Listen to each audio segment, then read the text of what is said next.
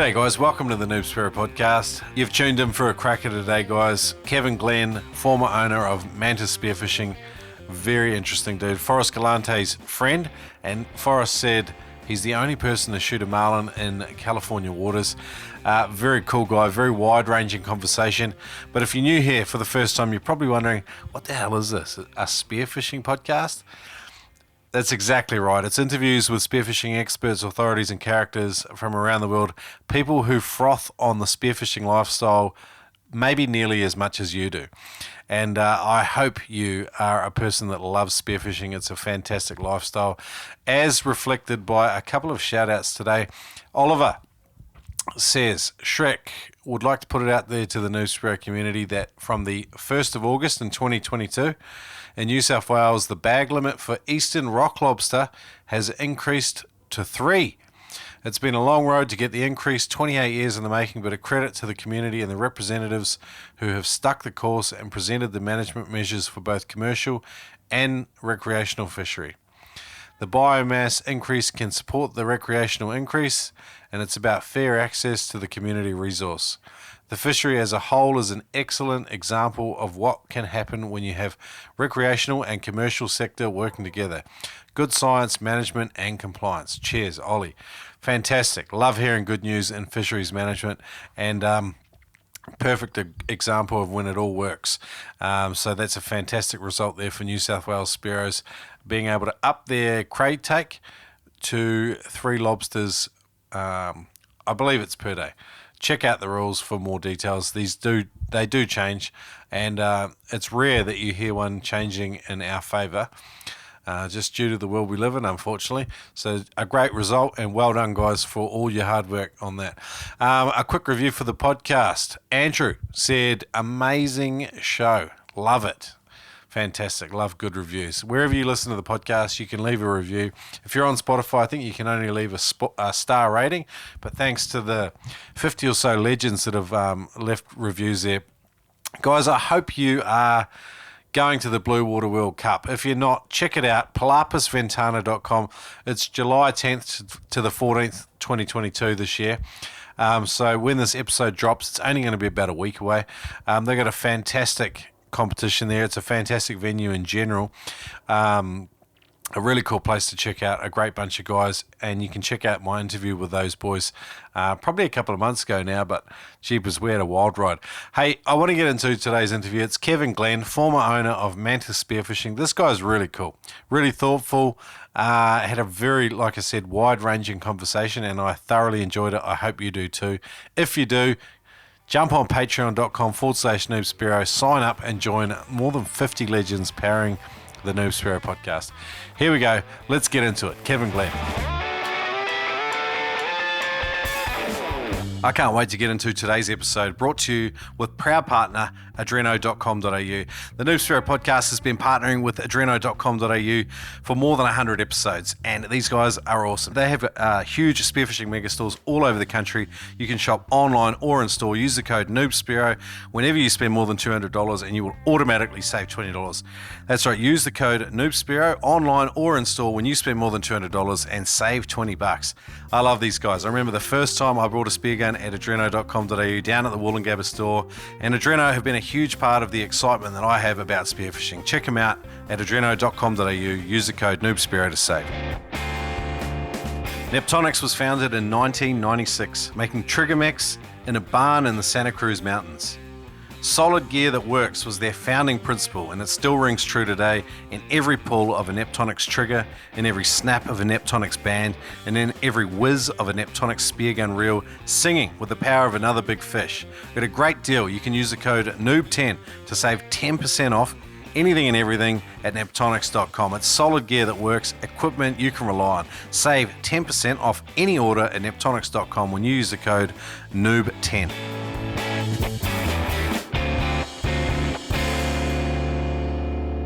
G'day Noob Spearo community. Thanks for joining me today. I've got a guy, Kevin Glen, who has done the full circle in the spearfishing world. He's the former owner-operator of Mantis Spearfishing, been in and around spearing a long time. Forrest Galante recommended you, Kevin, and he says You're the only person to shoot a marlin in California waters that he's aware of. So big raps there from Forrest. He had a lot of good things to say about you.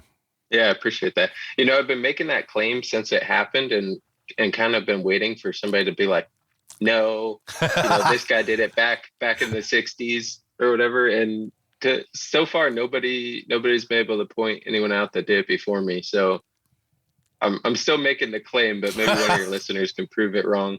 But the funny thing is the state record is still unclaimed because I didn't get my fish to a certified scale. So maybe wow. Maybe somebody else made the same mistake as me in the past. So. Where did you catch it, and how did that all eventuate? So it was off the coast of San Diego, and it's funny because this was back before.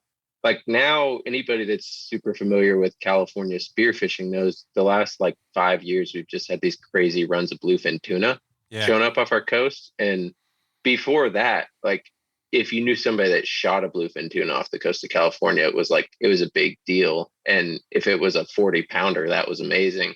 And now it's you don't go far without running into a guy that shot a 200+ pounder. But Anyway, that being said, at the time, we weren't going out with these full bluefin tuna rigs, right? So I was mostly running a rail gun, half the time not a float, or I'd take a little crab float. But I had this in my mind. I was like, I'm gonna get a marlin. This is a goal of mine. And the guy driving the boat used to work on a commercial sword boat, so we had this whole thought that we're gonna see one sunning on the surface, and then I'm gonna jump in and try to approach it. So we had been doing this trip after trip after, and never even saw one. And then one morning we go out, and the other two guys are one suits up a little after me, and the captain's he's still putting his wetsuit on, and there's a mola swimming around, the big ocean sunfish. And so I'm like, okay, cool. I'm going to jump in with a camera and just mess around with this guy for a minute. So jump in the water with the mola, swimming around, and see a school of bonita underneath it, which are our little, I don't know if you guys have them over there, little tiny tuna. Over here, they're kind of considered a trash fish, but personally, I think they make just awesome best poke. sashimi. So, yeah. So I was like, hey, call over to the boat. I'm like, hey, can you guys toss me a gun? And it's funny because we had a full Marlin ready gun on the boat with big floats, and then guy tosses me a Rob Allen because I'm just gonna plug this little bonita. And I had a little crab float on it, one of those little foam floats this big. Wow. I swim over to plug one of these fish, and all of a sudden, they just turn on and they just start zipping by me so fast. I'm covering my face because I'm worried. I've never seen these tuna move so fast, and they're blasting by, and I'm expecting a big mako to come in chasing them. And instead of a big mako, it's a striped marlin all lit up and just hammering these fish. Oh wow! And he comes in and it comes swimming down beneath me, and I look at my Rob Allen and I'm like, well, this is what I've got. I might not get this chance again. So I dropped down, and sure enough, he saw me and slowed up and just put the brakes on just long enough. And I took my shot, got super lucky, just hit it right in the brain, and the lights just went off and swam it to the surface. Yeah. And how big was it? So 200 pounds. That's phenomenal. Yeah. I've only seen video of them. They look amazing when they're all lit up. It is unreal. And it's I wish you could, preserve that color when you, I would have gotten that thing mounted for sure. It's it looks like they have lights inside them. It's an impressive sight.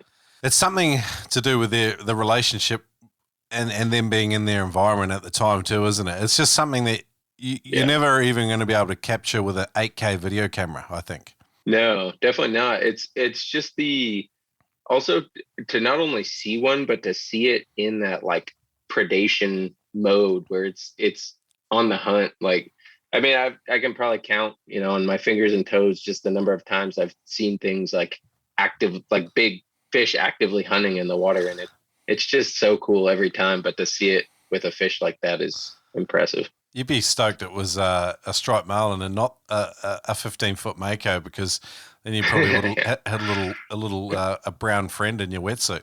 Yeah, absolutely. Yeah, I've had some run-in with some big makos out there in the past, and they're cool sharks. But man, when they want to move, also seeing one of those guys move quick is a little unnerving too. Yeah. Yeah, you're not doing anything about them. I did hear you mention your little crab float. You must have been disappointed with your little crab float because I see here from you've got a mechanical engineering float design that you put in the Marauder Marine spearfishing float design. So it sounds like I do. you've been in and around engineering and thinking about spearfishing gear for a while. Man, yeah, so that was the start of my career in spearfishing, if you will. It was so I went to a Cal Poly, which is a engineering school here. Well, I guess it's an everything school here, but it's known for its engineering. And got to the point where we had to pick a senior project, and I just didn't like anything on the list, and had just discovered spearfishing a few years before, and just gone deep down the rabbit hole. So I was like, what if I could do a spearfishing project? So I went and, talked to the head of our department and said, hey, can I make my own senior project? And they're like, if you can find a company that will say that, they're like on board with this, then sure. So I managed to get on the phone with Rob Allen and said, hey, can you tell him you're sponsoring my senior project? Like, I don't need any money.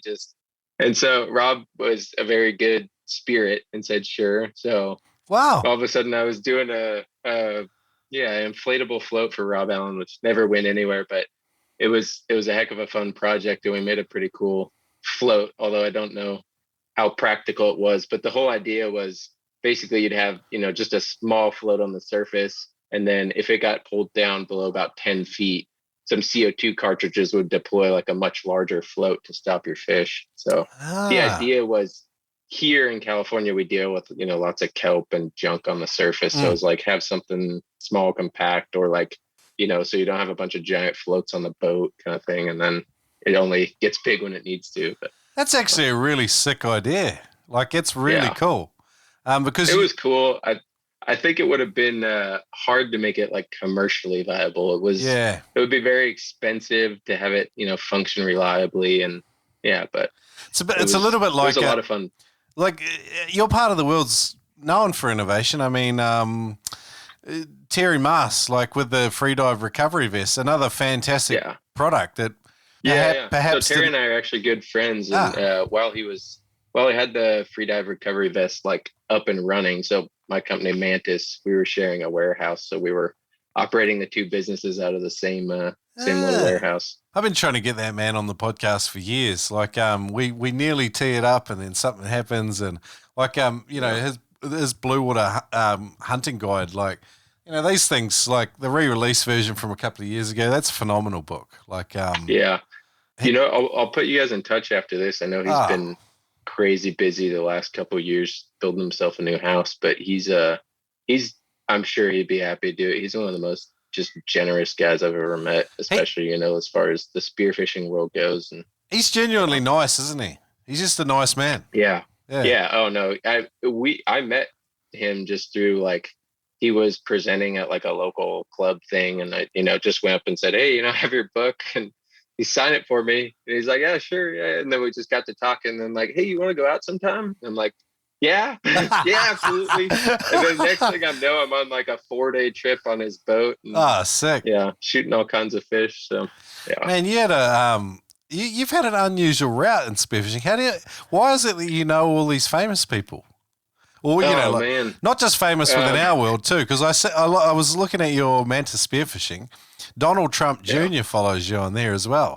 And I know he likes the spearfishing too, but he's very well known. I actually have no idea how that happened, but that's spun into a whole other fun side venture. I mean, that guy's a very controversial figure in our country right now, but he's been the nicest guy to me. And he spun off and started his own magazine called Field Ethos Journal, and it's all like fishing, hunting stories, and some, doing some writing for them now too. And like, I honestly have no idea. He started just following me one day, and I was like, hey, this is kind of cool, and asked him if he wanted a gun, and he said sure, so sent him a gun. There's all these strange points of synchronicity here, all these very well-known people, and they're in touch with Kevin Glen.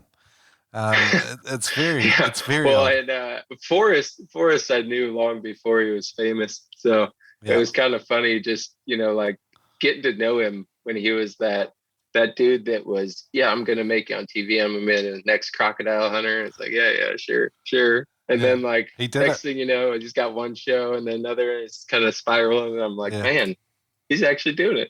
I like him. He's a cool dude. Like he's got that. Oh, He's got the right yeah, personality for it too. he's the best. He's one of those guys you always want to dive with too, because it's like no matter how shitty or amazing we do, like we're always gonna have a good time. Yeah. You know, he's one of those types. So. I had to listen to his podcast. What's his podcast called? Oh, Wild Times. Wild Times. Yeah, with him and his mates. Do you ever go on there? Yeah. That was another one I told him. I'm like, man. okay, I'm gonna listen to one. I'm gonna give you the sympathy listen, and then I'm hooked. I think I've listened to all of them. Oh man, it's funny as shit. They have some real good laughs on there. So yeah, I like it. Yeah, in fact, I told him too. I had to get on here and set the record straight on that sea bass story that he told. So, that was you, was it? Yeah. He made it sound like he was putting in the work, and that's not the way it went at all. So So that was you put in the work, and he reaped the reward. Is that right? Yeah, exactly. Yeah, that's how it went. All right, set the record straight. Tell us. What was maybe like, I don't know, 10 years ago when IUSA came out and said, okay, we're going to split up this records into pole spears and slings separately. And so we all kind of had a little bonanza over here of like, okay, let's go set some pole spear records while they're all super low. One. I saw you had one for the yellowtail, the Cereole Lelandis. Yeah. So that's a fun one because I took that one from Forrest. So we had a major like just bro competition on like frat boys trying to beat each other on all these silly records. But I had been after the white sea bass one and it wasn't super high. It was like in the like 30s of pounds. And I was like, I'm going to get this. And I was just struggling. Like it's a challenging fish to shoot with a pole spear. And then like finally one day it just clicked and I started shooting them. And the very first one I shot was such a heartbreak. It was one of those like 60 plus pound fish. Oh, wow. And it tore off. And Forrest is there and he watched me tear this fish off. And then he went and shot a nice one with his spear gun. And then we're at another spot a few weeks later. And I finally like landed my first fish, but it was just a small one. And he's there and shoots one with a spear gun. And like, he did not pick up the pole spear once until the day he got that record. And it was one of those days I convinced him to go. He's like, him and Han going, nah, like the weather looks terrible. And I'm like, let's just go. Like, we know the fish are in, like, we gotta go for it. And, so I finally talk him into going. We get to the reef and it's just like chocolate milk brown. And he's like, I'm not even putting my wetsuit on. So I'm like, well, we're here. We spent an hour boat ride getting down here. I'm jumping in. So I hop in and just immediately plug that fish, get out. I'm all excited. Like, yes, I got it. This has got to be it. We weigh it. Like, sure enough, it's going to be the record. And then he's like, did you see a bunch? I'm like, yeah, they're everywhere. He's like, okay, I'm going to jump in. Oh. So he finally puts his wetsuit on, jumps in. And I was like, don't take your gun, take a pole spear, and I'm razzing him. I'm like, be a man. You've got a full freezer, shoot with a pole spear. And I should have never done that because he listened and then right away shot one with a pole spear and beat my record. Oh. So yeah, that's how I had the record for 15 minutes on wetsuit. That's cool, man. That's cool. So you're mixing in all these funny circles there. What's the diving community like there? Like in general, like it's really great. It's what's the big clubs and stuff? It's so probably the biggest club, and I don't want to get this wrong, but I think the oldest club is the Long Beach Neptunes. But then there's the Fathom Ears. It's another pretty big older one.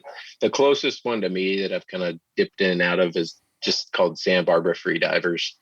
And then we tried a few times in Ventura, like my little local town, to start one up, but never had anybody dedicated enough to actually run it and keep it going. So, yeah, it's a lot of work. But we've got a real solid dive community just in town. We've got the our like harbor here in my little hometown is as close as you can get to our local offshore islands. So it's a good place to be based. Channel Islands, the Southern Channel. Yeah. Yeah. So we have 8 islands in our like Channel Islands, and the 4 northernmost are like Channel Islands National Park. Okay. And that's like the closest one of those is 11 miles from where my boat's parked. So that's perfect. Pretty nice. Yeah. And what winds can you dive on? I mean, it's all weather dependent. So we can have a pretty nasty channel crossing, depending. We get some pretty good wind and pretty good swell going through there. But for the most part, I mean, it's like you can dive them all year round as long as there's no storm or anything rolling through. Okay. And so, is it just fetch in the passage, or is it proper swell getting in there? You get some proper swell coming through. Yeah, it's it can get pretty big. So. Yeah, cool. So anything under 15 knots, so you boys are just over there? Yeah, pretty much. Yeah, nice. It looks like you got some incredible structure there, like in terms of both above and below the surface. Is that a fair summary? It's so cool, and it's I mean, living in Southern California, I'm not a fan of crowds, so it's not necessarily the best place to live, but man, like you get out to those islands and it's like you're in California 500 years ago. It's cool. I mean, we've got like bald eagles now that have made a recovery, and wow. It's just like all our islands are, not really. There's one that has some people on it, but like most of them are not inhabited and basically uninhabitable, just rocks shooting out of the water. So, and I mean, our kelp beds over here, I've dove a lot of places in the world, and they're very unique and cool. And urchin barrens, is that something you're seeing a lot of in Southern California? Yeah, unfortunately, that's a real mess. And like a couple of my favorite dive spots over the last few years have just been completely decimated. And like over here, our fish are used to those kelp beds as structure and home. And like when those things disappear, just all the life disappears. And it's sad to see. Is it your gut feeling? I know Forrest has strong feelings about not really shooting sheep's head. Do you feel like that they predate upon urchin? I mean, I'm not saying that they're the solution to the problem, but is that?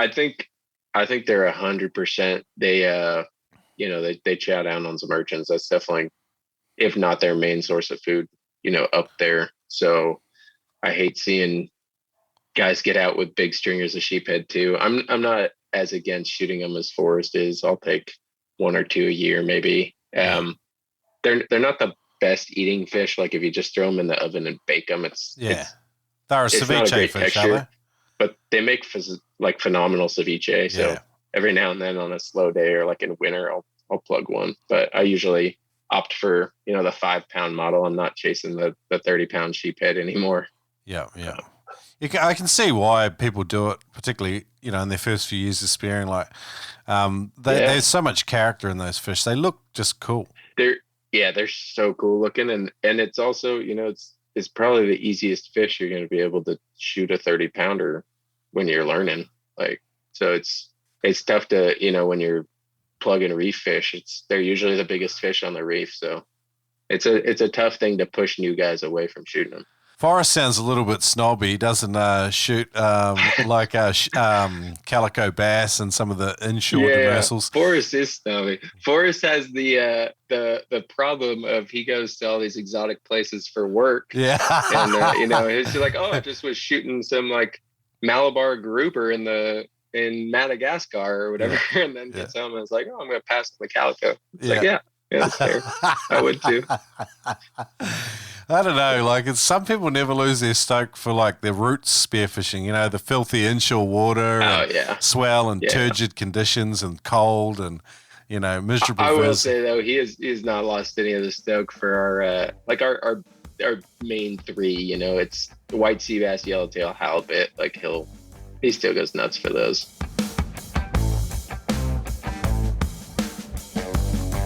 Great news, guys. Adam Stern has made his freedivingfamily.com courses available at a discount for the Noob Spearo community.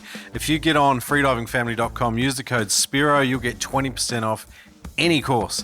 There's a bunch of sick courses on there. There's an equalizing stage 1. There's an equalizing advanced techniques video there. They're 2 of my absolute favorites. If you have any problems with equalizing, go to freedivingfamily.com. Get Adam's course and use the code SPEARO to get 20% off any course. Check it out at freedivingfamily.com.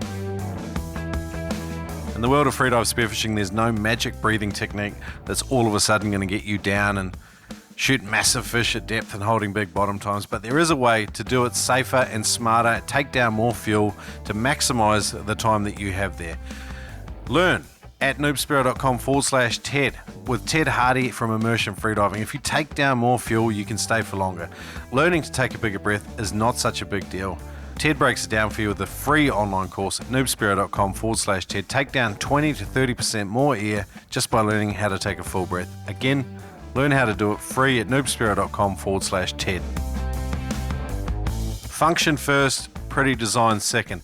Penetrator's dual action water channeling rail provides more efficient action than similar fins by directing more water flow down the blade. This eliminates wobble, meaning that you get way more bang for your buck, for your energy buck. Visit penetratorfins.com, use the code NoobSpearo to save $25 on every pair, on any pair.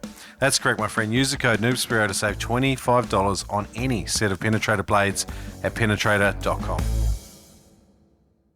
Okay, so Mantis Spearfishing. You were telling me you started designing some roller muzzles and then got lost in the down the rabbit hole basically and just woke up in Wonderland owning a spearfishing company. Is that a good summary? Yeah, I mean, essentially that's it in a nutshell. It's I started out kind of like just tinkering and basically was like started with pole spears, and a lot of it had to do with this like, oh, I'm gonna go set some pole spear records. So I was just making pole spears because I was like, nobody's making quite what I want, and then started making them and quickly realized like there's 30 companies selling pole spears and there's only so many ways you can design a stick with a rubber band. So like I had what I wanted, but sales were slow. And then then kind of the same thing happened. I started tinkering with roller guns, and it was like there at the time, I think it was just MVD that was selling like a roller, like adapter that you could, plug into any other rail gun and build your own roller gun. And I was just really unhappy with what they, had on the market at the time. So I was like, hey, I can make something better than this. So started going down that road and, wanted to keep it affordable. And I think I made a pretty big splash with the roller muzzle. And that was kind of what earned my brand all its reputation. And then took it from there, did wetsuits. It was kind of just everything I needed. I was like, oh, I'll just start selling these. So yeah, that's how every good business is born, isn't it? You scratch your own itch. Yeah, exactly. That's how I do this podcast. I just go, who do I want to talk to? And then like, if the listeners like them too, then I go, boom, they're on. And so it's easy. Yeah. So in fact, like the wetsuits was so nice because I'm hard on my wetsuits, and I probably replace them at least every year if I don't tear them up before then. So it was really nice having that. Now that I've shut the company down, and like I'm on my very last Mantis wetsuit, and I'm like, oh man, I haven't bought a wetsuit in 8-9 years. I'm like, I don't even know who to go to for a wetsuit anymore. I'm surprised what do you do for work now? I design children's toys. Wow. Have you got your own company, or are you working for someone else? No, I work for a big US based company called Lakeshore Learning. So they do like we do mostly like educational toys and that sort of thing. So it's been a real fun change of pace since I've got a toddler and a baby at home. So I said they're pretty thrilled. You're scratching your own itch again. You're just making stuff for your kids. Yeah, I tried to just keep I love all things product design, and I kind of just keep trying to find things that I enjoy and keeps me interested. I'm surprised you haven't been snapped up by another spearfishing company, at least partially, just to do, or even if they just adopted some of your product lines. Yeah, it's I've had a few people kind of come and kick the tires on purchasing the company, and I was hoping some young gun with a lot of energy would take it over, because I hated, like, it was so bittersweet closing the doors on that. But I was just getting too tired. It was always a side business for me. So, and I never, had any employees. It was always just me. So it was just got to a point where I had 2 kids and I just didn't have enough time for it. 100% get it, man, too. Mm-hmm. Yeah. I'm in a similar situation. But opportunity costs become something when you got kids too, doesn't it? It's something you think a lot more about. Yeah, all of a sudden your time becomes a lot more valuable. Yeah, well, you start putting a premium on it, and you have to. It's just part of growing up, isn't it? Yeah. And so what's your spearfishing lifestyle look like now? How often are you getting out? I try to still get out like once a week. Nice. I feel like that's a solid amount for me if I can pull that off. So especially, I just finally got my own boat, let's say about a year ago. So that now it's like if I can get out to the islands once a week, that's a real good week. So nice. And have you got regular crew of dive buddies? Yeah, like we mentioned, Forrest. If and when he's in town, the problem is his flexibles or his schedule is so all over the place. He's not very flexible. And then couple other just local guys that I hang out with regularly and awesome. Sit up. Kind of have the A crew and then the B crew for when those guys aren't available. Yeah. At least you're honest about it too. Like I think we run like messenger groups, and oh, nice. You don't stay in the A group if you drop like 2 or 3 no's in a row. You get dropped to the B group and someone gets promoted. Yeah. Have you experienced that? Oh, I'm sure. I like that's probably the fastest way to get out of my A group for invites is just being unreliable in general. Like I don't have time for that. Oh, it's not really unreliable. It's more just like, hey, I'm going spearing Friday, and you have your first choice group, and then if you get too many no's in a row, you're like, oh, this guy's too busy. So yeah. And then someone from the B group takes your spot, and they're actually a better diver than you. Yeah. Okay. They bring snakes, lollies, and you don't. Like something like that, and then you're all of a sudden you've been downgraded to the B group. Yeah. What is a snake lolly? Over here, a company make them called Allens. They're like a confectionery. They're just pretty much colored sugar in the shape of a snake. But they're like the ideal thing to take out on a boat when you got that feral salt mouth from 4 hours with the snorkel in your mouth. Gotcha. Yeah. Gotcha. And someone brings snakes, you're the skipper's best friend, That's good to know. I'll keep that in mind when I go to dive in Australia. Yeah. Yeah, and you pay fuel money. You show up when you say you'll show up. You're considerate and you help around the boat. These are all good things in dive crew, aren't they? Yeah, yeah. I also try to I spent almost a decade living in this town boatless, so it bummed a lot of rides on a lot of boats. So I also feel like whenever like the A group says no, I usually also try to throw out like a post to like the local dive club and say, hey, nice. Anybody without a boat, because it's like it's kind of nice to pay it forward a little bit. And nice. Actually, just this last week, I got two guys out, and both of them shot their first white sea bass. So that was like, it's so fun too, seeing the stoke on, like some of us have shot like a lot of those fish. It's never not fun, but like it's really rewarding seeing guys do it for the first time and just the level of stoke they have. So you head out for a day out the Channel Islands. You got a boat of 4 guys. You're out there for the morning, maybe the early afternoon. What's your cooler box look like? What's an average sort of day, decent day out there look like? What are you guys taking?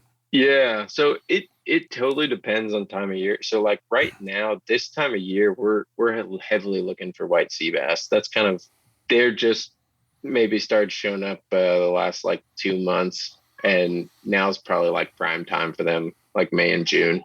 But it's there. So we fished them almost to extinction in California long ago, back in like the 60s, and then had like a big recovery program. Now, like every harbor up and down the state has grow out pens where they grow juveniles and release them. Nice. So they've made a really good comeback, but they're still often difficult to find. So I'd say, 3 out of 4 trips we go and come back completely empty handed, or we'll, like give up at the end of the day and go plug some calicos or some other reef fish. But on that 4th day, like this last trip, the limit's only 1 fish. But like the big guy, he had a 54-pound fish. So we had, 3 of those in the cooler. So Wow, that's phenomenal. Yeah, and you don't need many when they're yeah. that size. Yeah. Do you get vermilion down there? Yeah. So Point Conception. So there's like the Southern California bite, they call it, which is like, it looks like a shark bite out of the bottom of the state. Mm. Everything south of that point, you don't see many rockfish diving. They're all like living deeper. Yeah, But right. like once you go north of that point, all of a sudden there's just, you don't see anything else but rockfish. Ah, So I, started diving in Northern California, or Central California. excuse me, Central California, I guess. Everybody here seems to think our state is just northern and Yeah. southern. It's like Yeah. nobody talks about central, even though it's most of the state. But yeah, so diving in Central California, it was like that's kind of cut my teeth on shooting vermilion and big lingcod and stuff like that. I follow a page on Instagram called Positively Groundfish, and I'm guessing they're Central California based, but they do like very interesting micro documentaries with people in the commercial fishing space, largely, whether it's seafood restaurants or local local fishermen or whatever.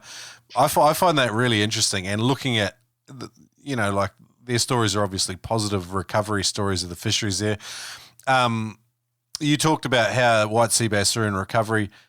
In your opinion, and I know this is a broad, maybe shit question, are the fisheries managed well there in general? So I would say California as a whole manages the fisheries very well.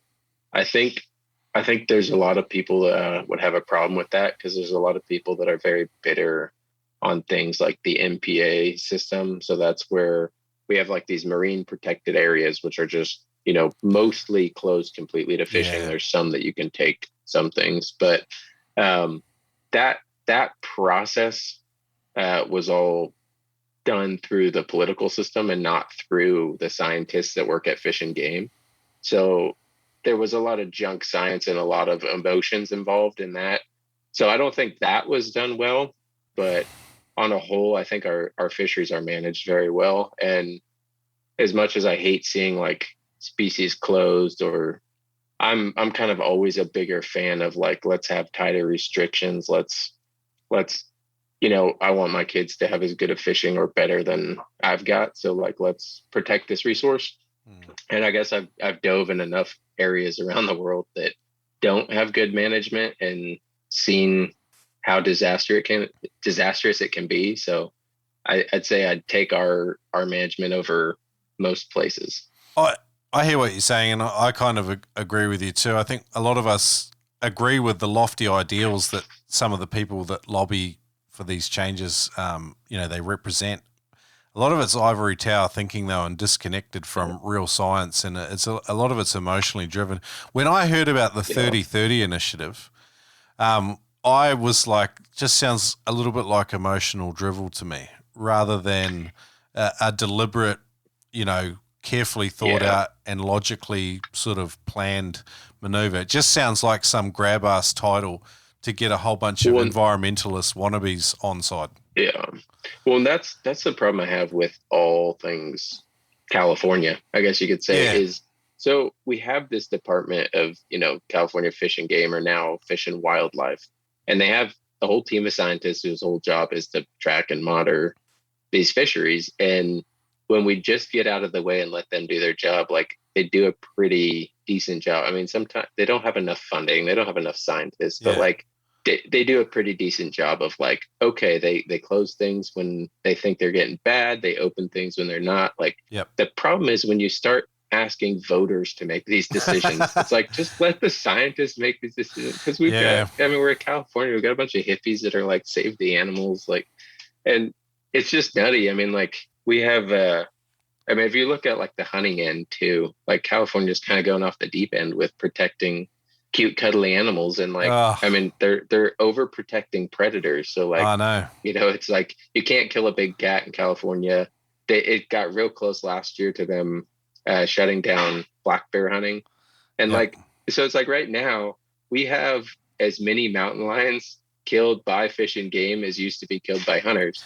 So rather than get all this conservation money from hunters to kill mountain lions. Taxpayers We now have to go hire experts. Sorry, we're just paying tax money to hire these people to go kill the mountain lions, just chuck them in a dumpster. And it's like, so just those emotional political decisions are just kind of hard to stomach when you see those go through. I think it's a lot of people that have got big hearts that are just disconnected from their natural environment.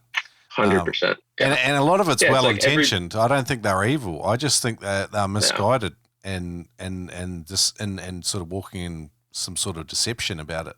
We watched too much Bambi and what was that fish documentary one?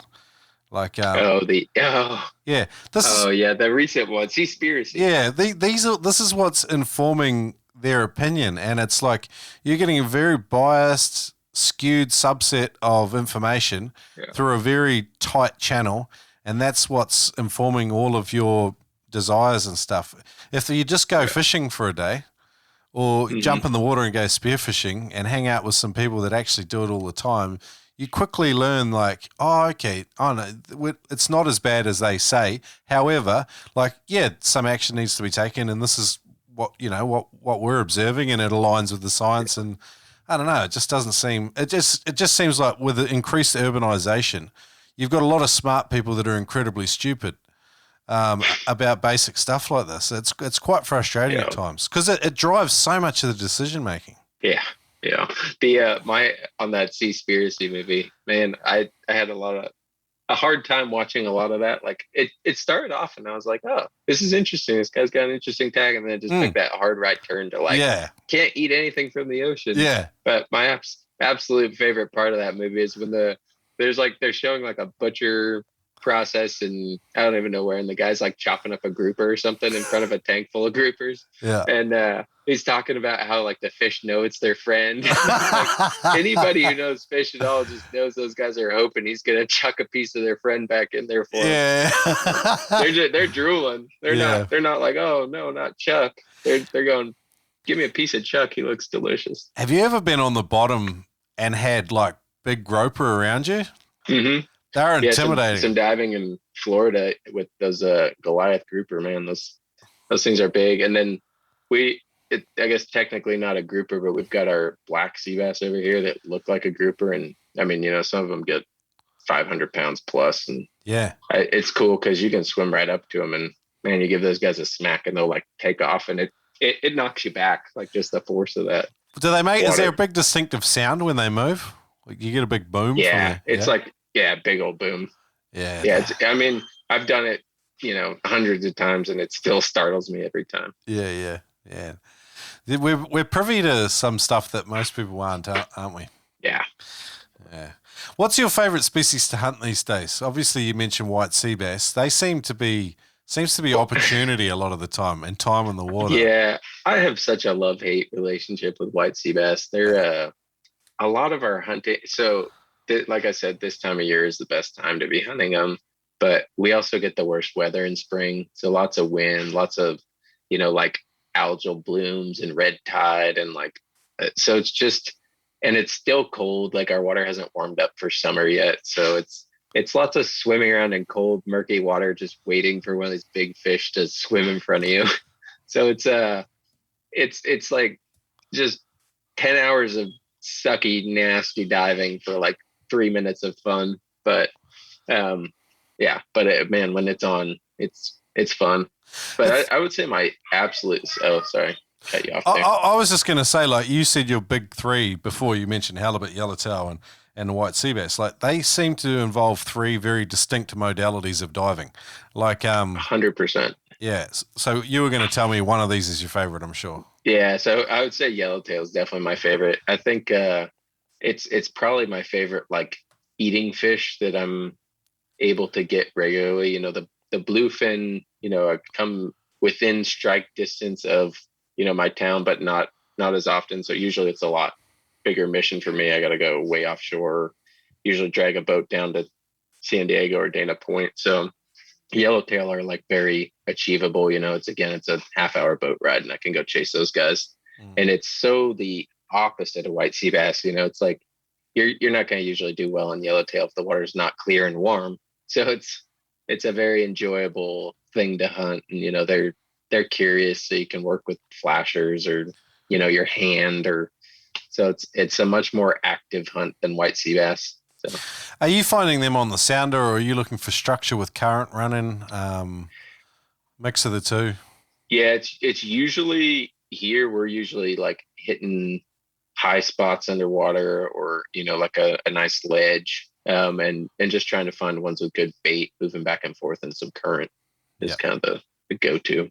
And you're dangling a flasher, working a flasher up and down. Are you diving in a group? Are you getting down, holding bottom time? What's your sort of go-to? uh it kind of depends. I'd say, I mean, we don't go like crazy with flashers here. I usually take a throw flasher, and it's I don't know that it's super necessary for our yellowtail here, but it often keeps me entertained when I got nothing else going on. When I'm not seeing anything in a while, I'll just keep tossing the flasher. Keeps me focused a little bit longer.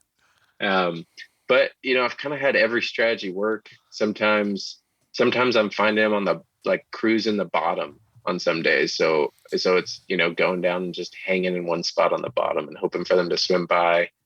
Other days it is working that flasher.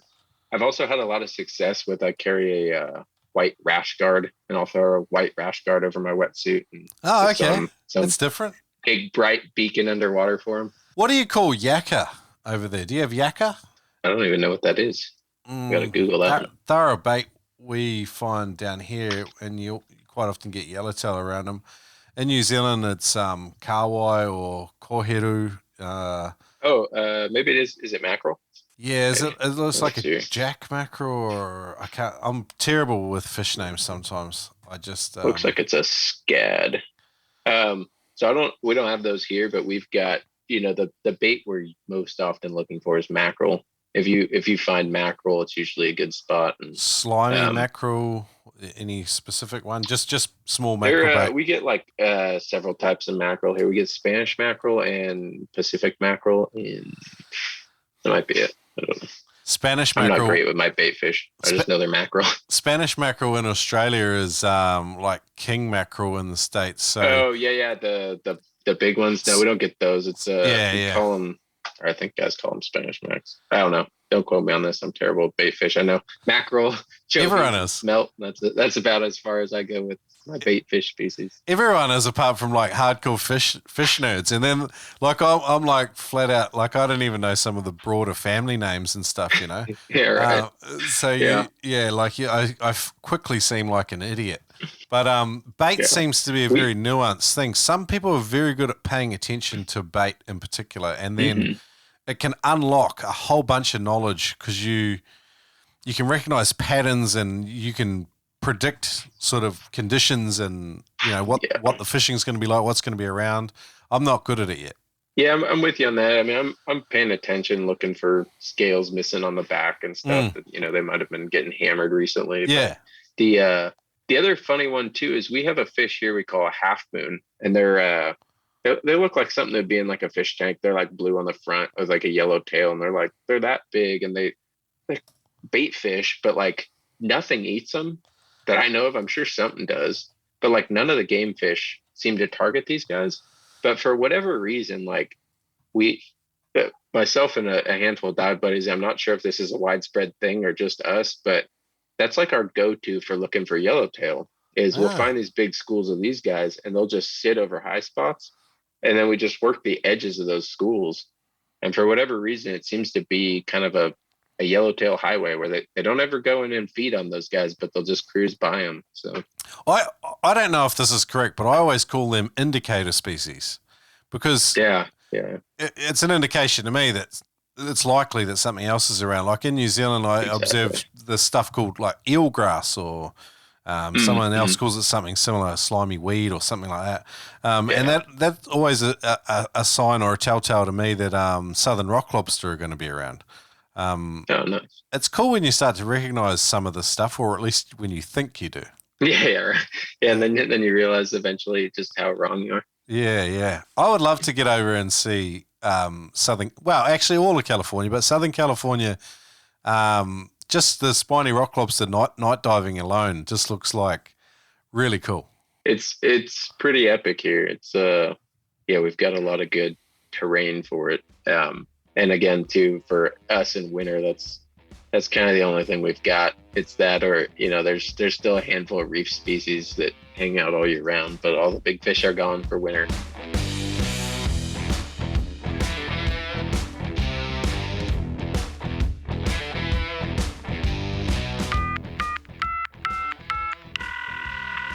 Shrek, my dude, you're killing it on the Noob Spearo podcast. Every guest you get on froths on the spearing life, and the actionable info is off the chain.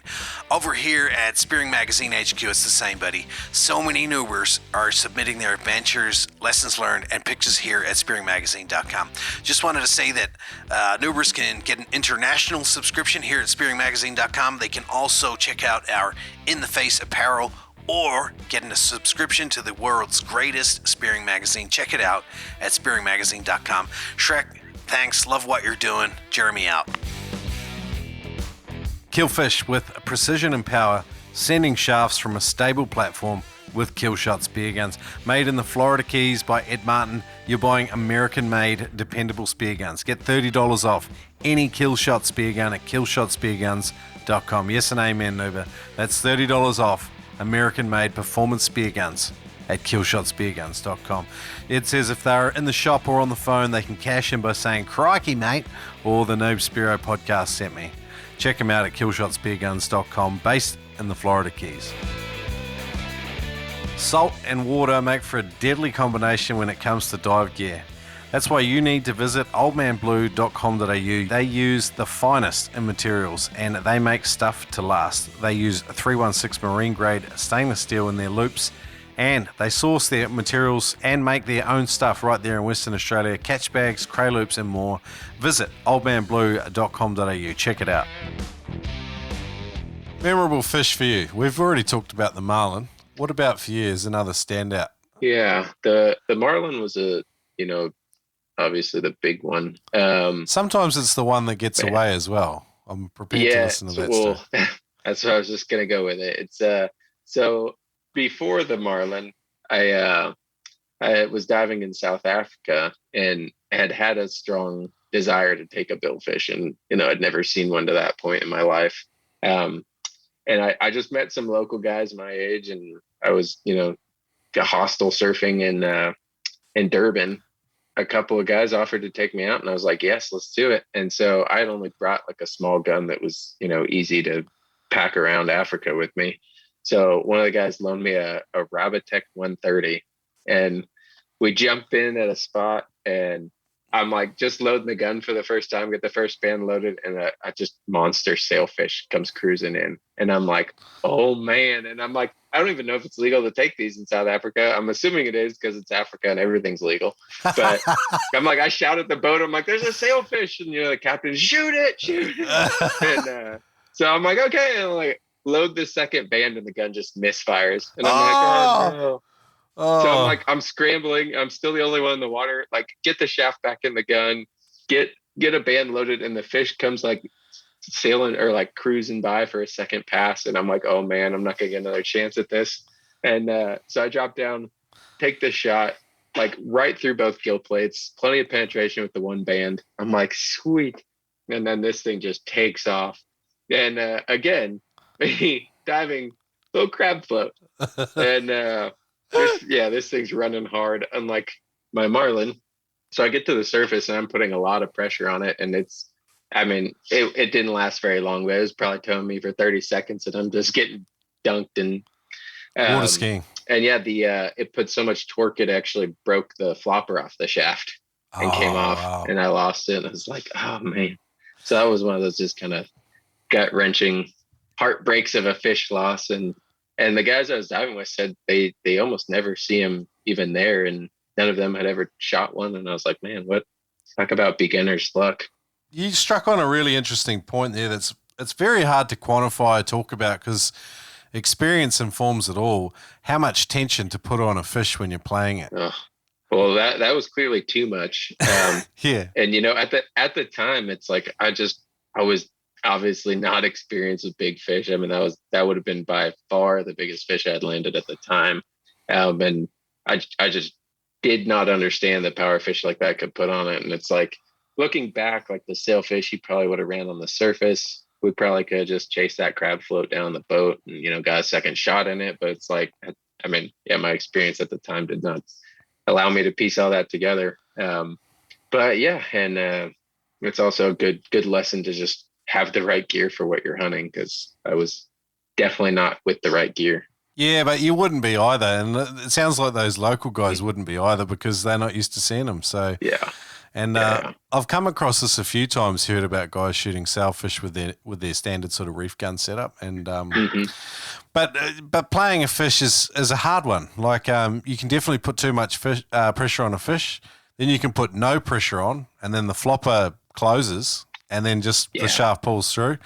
Or like the soft flesh fish, it just tears right through if you put too much tension on. And there's this real. It's so informed by experience, like I'm looking forward to shooting a dogtooth and seeing what that does. I mean, I've talked to so many people that have done it. I really need to get in there and have an opportunity to do it. But until you've done something, you can talk as much as you want. I don't know. The experience is a powerful teacher, particularly with playing fish, I think. Yeah. Yeah. You ought to get Forrest back on if he's got some time and hear his recent dogtooth stories. He just, spent, I think, 5 weeks down in Papua New Guinea, and we've got some interesting stories from those, but I'll let him tell those. I saw one of his videos on Instagram recently and he was in a cave full of skulls. I was like, whoa. Yeah. He's always doing crazy stuff. He's an interesting character to follow. He'd be an interesting man to be friends with as well, I'd imagine. Yeah, definitely. What about toughest situations? Something that scared you, or something where you were profoundly impacted and maybe changed something about the way you dive? Yeah, man, I guess I've had my share of those. Luckily, nothing too bad. That I'd say probably like the funniest one looking back. Now that I am fine, was pretty new into diving. I was only at it a couple of years, and my now wife was on our triathlon team at school, and she had only ever swam in pools. So she was terrified of open water swimming, like lakes, ocean, no, and had a big triathlon coming up with a lake swim. And so I was like, use that as my in and like, hey, come in the ocean with me. I'll teach you how to swim. And so I took her diving, and like in a bay, it was, like calm and protected to kind of get her used to it. And I was messing around doing drops down to the bottom, just kind of practicing while she was getting comfortable. And it was just filthy, murky water. And I went down and got myself tangled in some like just old fishing gear. Ooh. And it was one of those, like, had it happened like now in my career, like it wouldn't have been a big deal. But at the time, I just, like did the worst thing you could do and just kind of squirmed and panicked and tried to tear myself free and just got more tangled. And it was some pretty heavy braided line, and there was a bunch of it. And it was just one of those things that, like, I wasn't breaking it. So it's the only time in my life I've had that, at the time I didn't have a dive watch, but I'm sure it was way over my average depth hold. And like, it's the only time, again, I've also dumped my weights coming up and hit the surface. And this, girl I'm trying to impress is sitting there going, what's going on? I'm like, oh, nothing. I'm fine. Like, trying not to let the panic show on my face. I'm like, I think I'm not sure, but I think that was the only time I've ever experienced a samba too. I think I had a little loss of motor control, but like luckily didn't black out, and managed to even go back and get my weights. So yeah, probably not highly recommended there. Real messy situation, and I didn't tell her till years later. Far out. I was chatting with a mate in New Zealand a while ago on the podcast, but he had a story where he got a big yellowtail, like 30 kilo, like 70 pounds. Basically his mono line, shooting line, got wrapped around his leg, and it just started dragging him for the bottom after he'd shot it at depth. And anyway, it nearly drowned him and nearly killed him. He got home, never told his wife anything. Months later, she was reading one of his articles in the Spearfishing magazine, and he submitted that story, and she was like, livid. So shout out to Pat Swanson about that. I remember that one.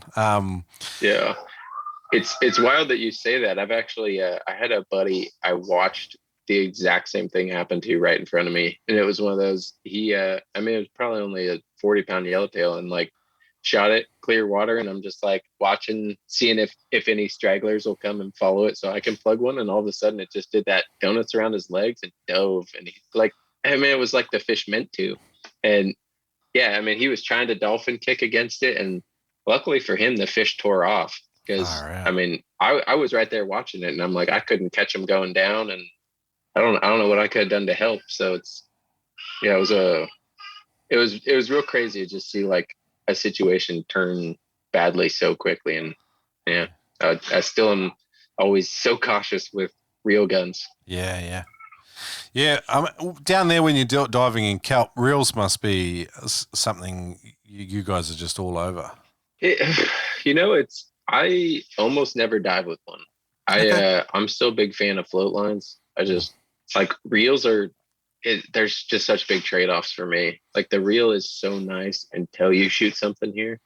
And then like it takes it through every bit of kelp and tangles all your reel line up. So it's like, I mean, I'm at the point too where I shoot a fish on a reel gun now. Like I just go cut my line, pull the fish up and wind it back in and retie it. Oh, yeah. Yeah. But yeah, they'll make a mess of your equipment real fast on a reel. So with that knot between your shooting line and your reel line, do you just do like a quick release knot, like a looped? Yeah. And then you just pull that quick release, grab your nice. Yeah, I do the same thing because half the time, like you can't pull your flopper back through the head or whatever anyway. So It's super handy to just be able to just pull that line, throw it on the boat, and then retie. Especially over here, we're shooting slip tips decently often if we're hunting sea bass, and like because they're just so soft fleshed. And so it's like, I mean, you get that through a fish's head, and you're just never getting your slip tip back through. It's just not happening. And that's probably a good shot location, isn't it, for them, if they are soft fleshed? Yeah. If you can get it through the head, I mean, as long as you know you've got the punch, they've got thick skulls. So as long as you know you can, get all the way through it, that's a real nice shot. Do they have like really cool otoliths in them? Yeah. The biggest I've seen in any species of fish I've bothered to take them out of. Yeah. Okay. Have you got any? Have you kept any around? I was gonna say I should pull some out, but I don't think I have any nearby. Yeah, all good. We got a fish here. It's not related in any way, but the way it behaves and swims and moves, it's called a jewfish, or a mulloway. And I don't know if you're familiar. I've seen pictures. I've never been anywhere where I had the opportunity to hunt them, but in South Africa, they look basically the same. You would have seen darga salmon in South Africa. I didn't actually see any. Okay. I was hoping to. Yeah. Never saw one. They're another fish that have those really cool air bones that are like jewels, people call them. But I was curious. Jewfish, do they do the same like croaking? Yeah. Underwater. Yep. That's pretty cool when you're in the middle of like a school of big ones in like the middle of mating season. It's just like sometimes like it's so loud your whole body shakes. I haven't vibrations. I haven't experienced that. I've heard them croaking, and I've heard about more, but I haven't. It's not like in saying that I've never been in the middle of a stag, like the mating season, the roar or whatever we call it here, like. But there's something primordial about those sounds that resonates with you on a deeper level, I think. Oh yeah, it's definitely unreal. It's another one of those things you can't really describe to people who who haven't ever heard it. It's a unique one. Let's get into your dive bag. So you pretty much designed most of spearfishing gear. It sounds like you haven't tried fins. I have not. I got some samples from some manufacturers, and it was just one of those things I just never I just tend to get really obsessed with something when I dive into it, and it just again there were a lot of people making really good stuff, and it was like I don't have any knowledge base down this road. Like I have a fundamental understanding of composites, but not to the point where like I just have never studied what goes into a good kick, and like it was a rabbit hole I didn't want to go down, so I kind of pulled myself out of before I got too far into that one. When you studied engineering, do they have like common archetypes of innovators? Like, For example, some people I've talked to say like you find a good product and then you find one small way to improve that product, and then all of a sudden you've got another product. It's borrowing clever and existing knowledge and then just adding something to it that makes it even better. Then there's other people that think and they reimagine something from the ground floor. And I'm just thinking my way through like innovation. Like some people have a cool idea and start with nothing. They don't model off anything. Other people borrow things from one industry and then apply it to another. Did you think about that much, and what school do you belong to? Oh man. I like to think I kind of, dabble in both. I'd say I'm definitely kind of always looking for inspiration in other fields and just across day-to-day life. So I think I draw on a lot of that. I spent a lot of time working in the medical device world. Okay. And doing like surgical instruments, and our joke was kind of always, when we need a new idea, like let's go walk the aisles at Home Depot. So, and look at all the power tools. So it's it's like a lot of both. Like I love it when I come up with something just completely out of the blue. But again, every time I kind of tried to do that in spearfishing, I tried a lot of really wacky ideas, and they just never panned out to anything. So I think I had more success with like the roller muzzle. It was like I definitely didn't invent the roller muzzle, but I think at the time I made it a lot better and a lot more reachable for a lot of people, I guess. The problem with some of the coolest inventions in spearfishing is you're trying to bring about a really unique product offering in a very small market, and you're trying to serve a very affluent, extremely niche portion of a very small market. So it's hard to bring some of these things to life. Like it's real hard. I had an idea to have a float, and basically it's got like a GPS in it, and you wear something on your body.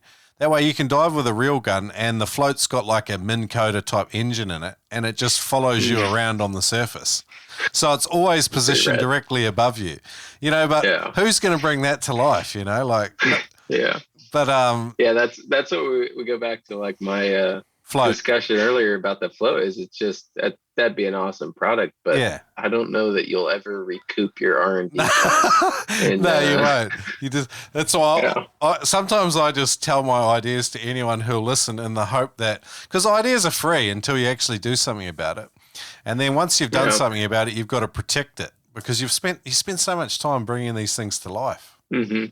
Well, and that's again too, even pursuing a patent for a spearfishing product. It's one of those, I mean, a good patent attorney and a good utility patent is going to end up costing you tens of thousands of dollars to protect it, especially internationally. And it's like, okay, like how many years of sales is that going to take to recoup on a spearfishing item? So it's like, it's hard to even go chase protection on something that you might think is a valuable, innovative idea. I was talking to Paul Rodriguez this morning from Hot Rod Spear Guns, and we were talking about this exact same thing. Like, protecting your IP is just such a battle, because you've got to enforce your patent as well. Oh yeah. So, yeah, man, I hope we haven't lost your talents from the spearfishing world indefinitely, because we need more innovators. We need more people making cool shit.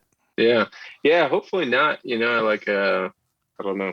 I guess if anybody hears this and is in need of design help or work, it's something I love to do, and I'm always available for that. The problem is half the companies, like you said, the biggest spearfishing companies in the world are like 5 guys in a small warehouse. So it's a small industry. There's something too about like being together, because it's like, I don't know. There's something about when you're working for one company, I think it's hard to keep everyone on the same page, going in the same direction and stuff as well. Like when you're a one-man band, like, being disruptive is easy. When as soon as you hit that size where there's like a whole group of you that you have to convince to go in a certain direction, that's why I think people like the physical presence thing. But COVID has forced a lot of people to think differently about it. That's for sure. Yeah. COVID has definitely opened up, a lot of the world to the value and ability of remote work. So it's like a small silver lining.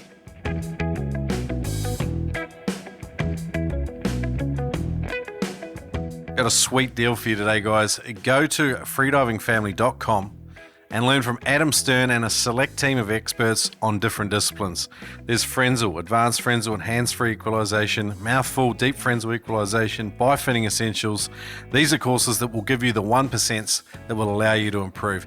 Use the code SPIRO to get 20% off any course at freedivingfamily.com. Again, that's the code SPIRO to get 20% off at freedivingfamily.com.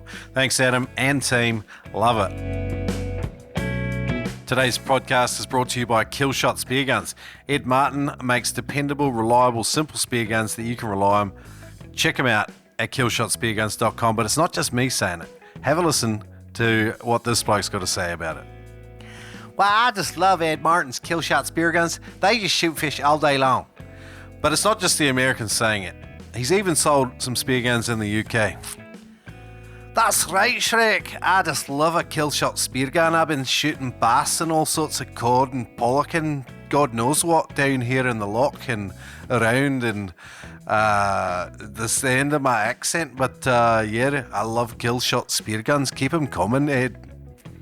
And even the Australians are getting in on it. Ed makes a quality, reliable platform. Have a listen to what Stu had to say when I got hold of him last time.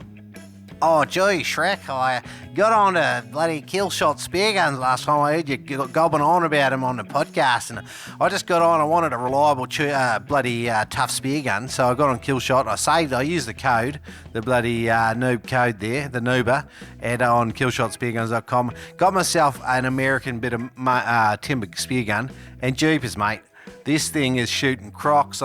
It's so bloody good, mate. Don't listen to me about the crocs, say it's illegal, but I do like to shoot the odd bearer. Get onto him. Get into him. I'm out. See you, mate. You didn't just hear it from me. Buy American-made performance at killshotspearguns.com. Get $30 off any spear gun when you use the code NUBA on killshotspearguns.com. Let's head into our last sort of 2 rounds of questions, if that's all right. So we started on your dive bag. We didn't get very far. So head to toe, what are you wearing on your Channel Islands weekly dives? You know, wetsuit. Typically here, I pretty much wear a 5mm wetsuit all year round. Because like some guys can get away with thinner ones in summer, and a lot of guys wear thicker ones in winter. But I just can't stand the thicker ones because you just lose too much mobility. So I kind of just stick 5mm all year round. So then weight belt, knife, kind of standard. All depending on what I'm hunting. Like if I'm hunting halibut, I'll wear a waist stringer, and then like as I shoot them, I'll just put them on my waist. For bigger fish, I'll usually just swim them back to the boat or the beach or whatever. And then I use some Scorpio carbon fiber fins in Pathos foot pockets. Yep. I've got. I don't remember what kind of mask I wear. Just one that fits. Dive mask and a standard J snorkel, nothing fancy there. And then I shoot, Mantis guns.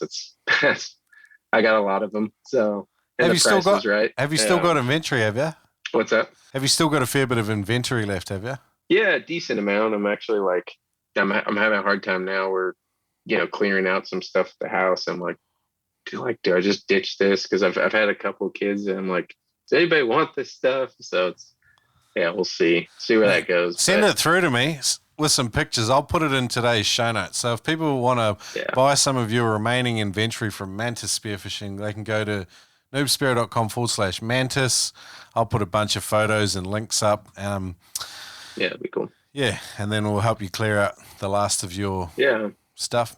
So for me, it's pretty much always rail guns. Even before I was selling my own, and that's kind of a unique thing, I'd say, in kind of the California dive community. We've got a real problem with guys that just want to shoot these giant wood monstrosities, and you just don't need them. And it's like I can kind of see the argument. I finally dove in and bought my first just monster tuna cannon for our bluefin here, but outside of that, you don't need anything more than a railgun. Yeah. I was talking with Captain Bly as well earlier this morning. He's not too far from you, and he's a big fan of his timber spear guns. And I can kind of see and understand everyone's school of thoughts. There's nothing like poking around with a small railgun for tracking and for that's every time borrow a friend's wood gun or take one out to try it out. I'm just like, how do you move this thing through the water? What do you guys do with these? But, yeah. Two hands, just two-hand maneuvering everywhere. Exactly. Right? Well, and that's why we end up having lots of mid-handle guns, and I'm like, I see why you need the mid-handle because it's the only way you can swing this big old thing. But. Yeah, there's it's everyone has a strong opinion, but it's a little bit like religion or politics, I think. All right. Yeah, we have you could argue all day over here with reels versus float lines too. That's for sure. That's a constant. I think that they're good conversations to have as long as like you just like treat the person like it's just an opinion. Like it's a bit of gear we use. Who gives a shit? Yeah. Like as long as you know and understand why you like what you like, then all good by all means. Spearo Q&A, faster paced round of questions to head on out. You ready? All right, let's do it. If you had to start spearfishing all over again, what would you do differently?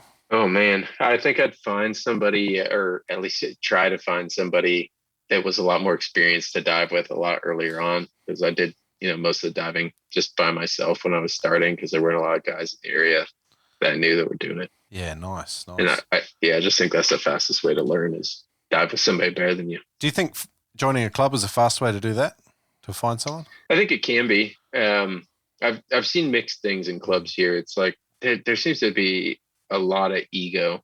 I think we have a sport that's just prone to ego because it's kind of badass.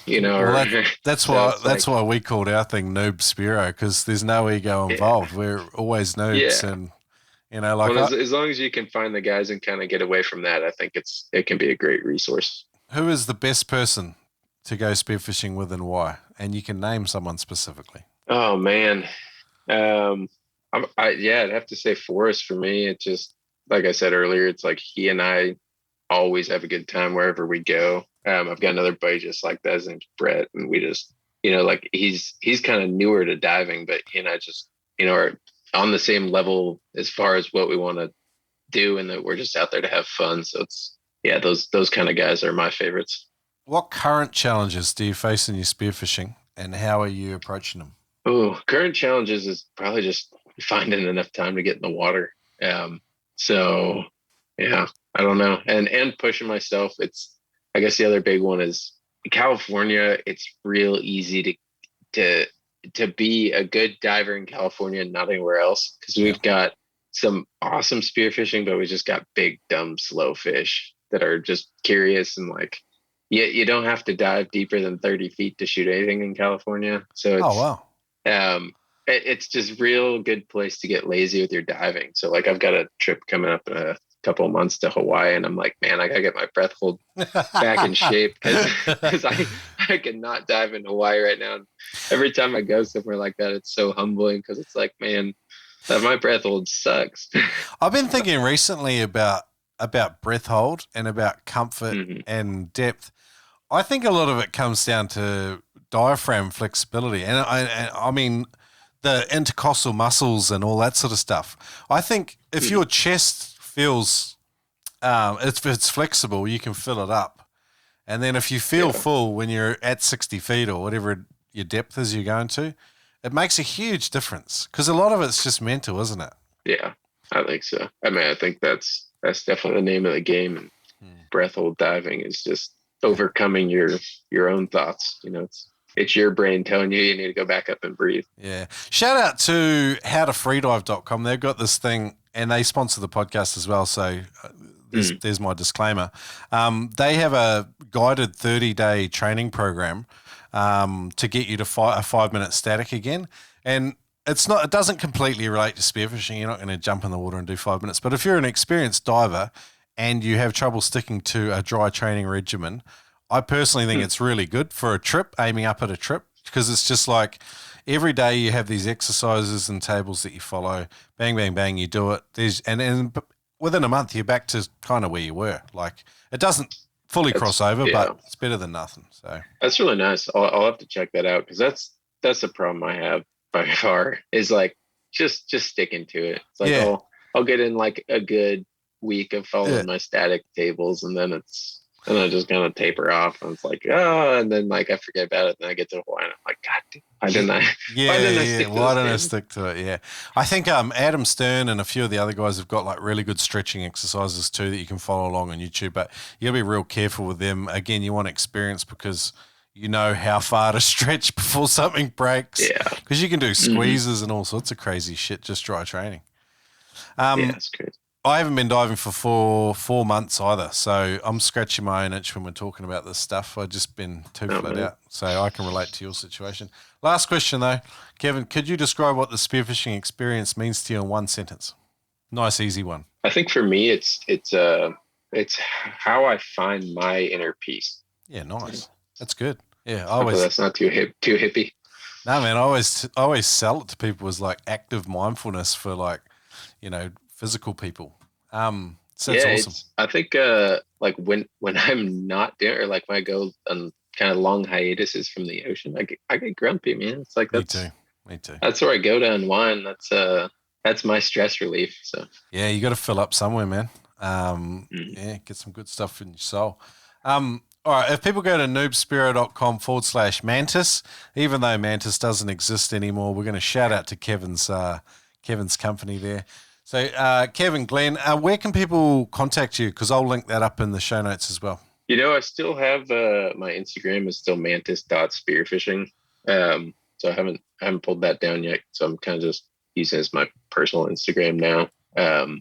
So that's probably the easiest. Okay, cool. All right, so mantis.spearfishing. I'll link that up in today's show notes, noobspearo.com/Mantis. And I'll get some photos up there, some inventory if you got some stuff that you want to move, cool. Kevin. And man, it's been awesome to get you on the podcast. Great to hear the other side of some of Forrest's stories. Yeah. All good. And try to make a trip out here, and we'll go get you out to our local Channel Islands and show you some California diving. I'd appreciate that, and I will take you up on that 100% if I get over there. Cool. It's been on the list for so long, man. Obviously, COVID's disrupted it, but it's got to happen. Yeah. It's got to happen. All good, brother. Thanks again.